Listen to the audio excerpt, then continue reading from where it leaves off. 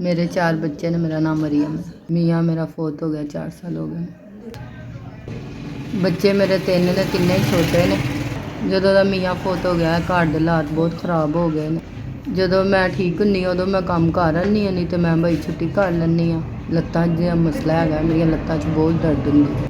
ਦਵਾਈਆਂ ਲੈ ਕੇ ਖਾਧੀਆਂ ਸੀ ਤੇ ਬਸ ਥੋੜੀ ਠੀਕ ਹੁੰਦੀ ਚਲੀ ਜਾਂਦੀ, ਨਹੀਂ ਠੀਕ ਹੁੰਦੀ ਨਹੀਂ ਜਾਂਦੀ। ਬੱਚੇ ਮੇਰੇ ਤਿੰਨੇ ਹੀ ਛੋਟੇ ਨੇ, ਕੰਮ ਨਹੀਂ ਕਰ ਸਕਦੇ। ਘਰ ਮੇਰਾ ਕਿਰਾਏ ਤੇ ਆ ਤੇ ਮੈਂ ਆਪਣੇ ਬੱਚਿਆਂ ਦਾ ਪੇਟ ਬਹੁਤ ਮੁਸ਼ਕਲ ਪਾਲ ਰਹੀ ਹਾਂ। ਨਾ ਬਿਮਾਰ ਆ, ਛੋਟੇ ਛੋਟੇ ਮੇਰੇ ਬੱਚੇ ਨੇ।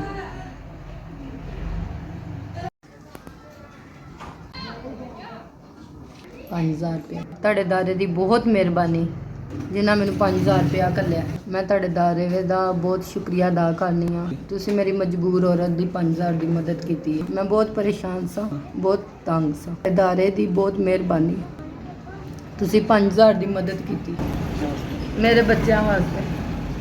ਰੱਬ ਤੁਹਾਡੇ ਦਾਇਰੇ, ਤੁਸੀਂ ਗਰੀਬਾਂ ਦੀ ਮਦਦ ਕਰਦੇ ਰਹੋ। ਬਹੁਤ ਜ਼ਿਆਦਾ ਦੁਆਵਾਂ ਤੁਹਾਡੇ ਦਾਇਰੇ ਦੇ ਨਾਲ ਹੈ। ਤੁਹਾਡੇ ਦਾਇਰੇ ਦੀ 5000 ਦੀ ਮਦਦ ਕੀਤੀ ਮੇਰੇ ਤੱਕ ਪਹੁੰਚ ਗਈ ਹੈ। ਬੱਚਿਆਂ ਵਾਸਤੇ ਰਾਸ਼ਨ ਪਵਾ ਲਾਂਗੇ। ਇਹ ਸਾਰਾ ਕੁਝ ਤੁਹਾਡੀ ਵਜ੍ਹਾ ਤੋਂ ਹੋਇਆ। ਇੰਨੀ ਸਾਰੀ ਦੁਆ ਤੁਹਾਡੇ ਵਾਸਤੇ। ਸ਼ੁਕਰੀਆ ਤੁਹਾਡਾ, ਬਹੁਤ ਬਹੁਤ ਸ਼ੁਕਰੀਆ।